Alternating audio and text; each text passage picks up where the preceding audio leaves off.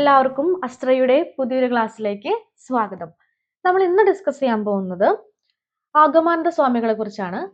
ആഗമാനന്ദ സ്വാമികൾ അദ്ദേഹം ജനിച്ചത് 1896 അന്തരിച്ചത് 1961 അത് അത്ര ഇമ്പോർട്ടന്റ് അല്ല, ഒന്ന് നോക്കി വെച്ചാൽ മതി, ആ പീരീഡ് ഒന്ന് നോക്കി വെച്ചാൽ മതി.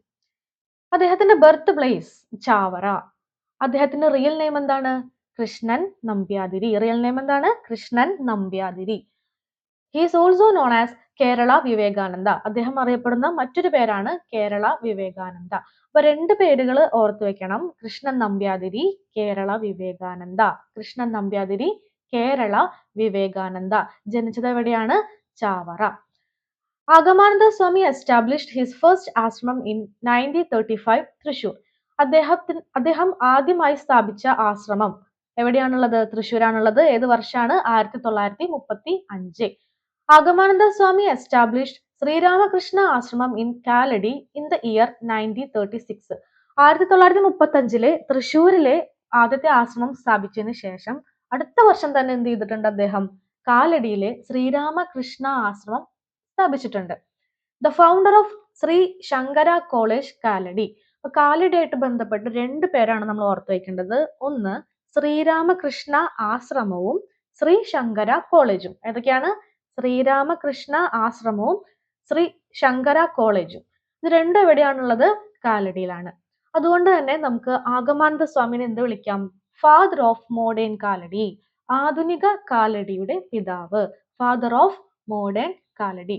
അപ്പൊ അദ്ദേഹം ആദ്യം ആശ്രമം സ്ഥാപിച്ചത് എവിടെയാണ്? തൃശ്ശൂര്. വർഷം ഏതാണ്? 1935. 1936 എന്താ ചെയ്തിരുന്നത്? ശ്രീരാമകൃഷ്ണ ആശ്രമം കാലടിയിൽ സ്ഥാപിച്ചു. ശ്രീ ശങ്കര കോളേജ് കാലടിയിൽ സ്ഥാപിച്ചു. സാൻസ്ക്രിറ്റ് സ്കൂൾ സ്റ്റാർട്ടഡ് ബൈ സ്വാമി ആഗമാനന്ദ. ബ്രഹ്മാനന്ദോദയം. അദ്ദേഹം സ്ഥാപിച്ച സാൻസ്ക്രിറ്റ് സ്കൂളിന്റെ പേരെന്താണ്? ബ്രഹ്മാനന്ദോദയം. സനാതന ധർമ്മ വിദ്യാർത്ഥി സംഘം വാസ് സ്റ്റാർട്ടഡ് ബൈ ആഗമാനന്ദൻ.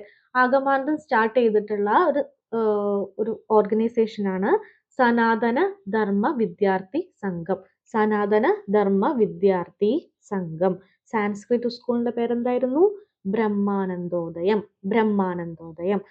അപ്പൊ 1935 ആദ്യത്തെ ആശ്രമം, 1936 ശ്രീരാമകൃഷ്ണ ആശ്രമം കാലടിയിലെ, ശ്രീ ശങ്കര കോളേജ് എവിടെയാണുള്ളത്? കാലടിയിലെ.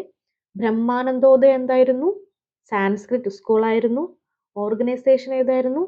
സനാതന ധർമ്മ വിദ്യാർത്ഥി സംഘം. സനാതന ധർമ്മ വിദ്യാർത്ഥി സംഘം. അദ്ദേഹത്തിന്റെ മേജർ വർക്ക്സ്. കഴിഞ്ഞ സ്ലൈഡിൽ ശ്രദ്ധിക്കണ രണ്ട് കാര്യമുണ്ട് കേട്ടോ. ശ്രീരാമകൃഷ്ണ ആശ്രമം, ശ്രീരാമകൃഷ്ണ മിഷൻ ആരുടെയായിരുന്നു? വിവേകാനന്ദന്റെ അല്ലേ? വിവേകാനന്ദനും ശ്രീ ശങ്കരാചാര്യരും അദ്ദേഹത്തിന്റെ ആഗമാനന്ദന്റെ പേരുമായിട്ട് നമ്മൾ ഓർത്തു വെക്കണം ഈ സ്ലൈഡിൽ. ഇനി എന്റെ വർക്ക് നോക്കൂ, അദ്ദേഹത്തിന്റെ മേജർ വർക്ക് നോക്കൂ. വിവേകാനന്ദ സന്ദേശം കണ്ടോ? വിവേകാനന്ദ സന്ദേശം. ശ്രീ ശങ്കര ഭഗവത്ഗീത വ്യാഖ്യാനം. ശ്രീ ശങ്കര ഭഗവത്ഗീത വ്യാഖ്യാനം. ആഗമാനന്ദന്റെ വർക്ക്സിൽ തന്നെ അവരെ രണ്ടുപേരും ഉൾപ്പെടുത്തിയിട്ടുണ്ട്. വിവേകാനന്ദന്റെ സന്ദേശവും ശ്രീ ശങ്കര ഭഗവത്ഗീത വ്യാഖ്യാനവും. പിന്നെ ഒരാളും കൂടി ഉണ്ട്, വിഷ്ണു പുരാണം. വിഷ്ണു പുരാണ. 3 വർക്ക്സ് ഏതൊക്കെയാണ്? വിവേകാനന്ദ സന്ദേശം, ശ്രീ ശങ്കര ഭഗവത്ഗീത വ്യാഖ്യാനം, വിഷ്ണു പുരാണം. ഇനി അദ്ദേഹത്തിന്റെ പ്രീവിയസ് ചോദിച്ചിട്ടുള്ള മാഗസീൻ ആണ് പ്രബുദ്ധ കേരളം. പ്രബുദ്ധ കേരളം. 2 മാഗസീൻ ഓർത്ത് വെക്കണം: പ്രബുദ്ധ കേരളം, അമൃതവാണി. പ്രബുദ്ധ കേരളം, അമൃതവാണി. അതിൽ പ്രീവിയസ് ചോദിച്ചതാണ് പ്രബുദ്ധ കേരളം. അപ്പൊ അദ്ദേഹത്തിന്റെ 3 വർക്ക്സ് ഏതൊക്കെയാണ്? വിവേകാനന്ദ സന്ദേശം, ശ്രീ ശങ്കര ഭഗവത്ഗീത വ്യാഖ്യാനം, വിഷ്ണു പുരാണം. 2 മാഗസീൻ ഏതൊക്കെയാണ്? പ്രബുദ്ധ കേരളം, അമൃതവാണി. പ്രീവിയസ് ചോദ്യം നമുക്ക് നോക്കാം.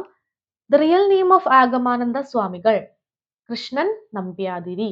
Who is known as Kerala Vivekananda. Kerala Vivekananda ആരാണ്? Agamanandan. Who started the magazine Prabuddha Keralam. Prabuddha Keralam start ചെയ്തത് ആഗമാനന്ദൻ.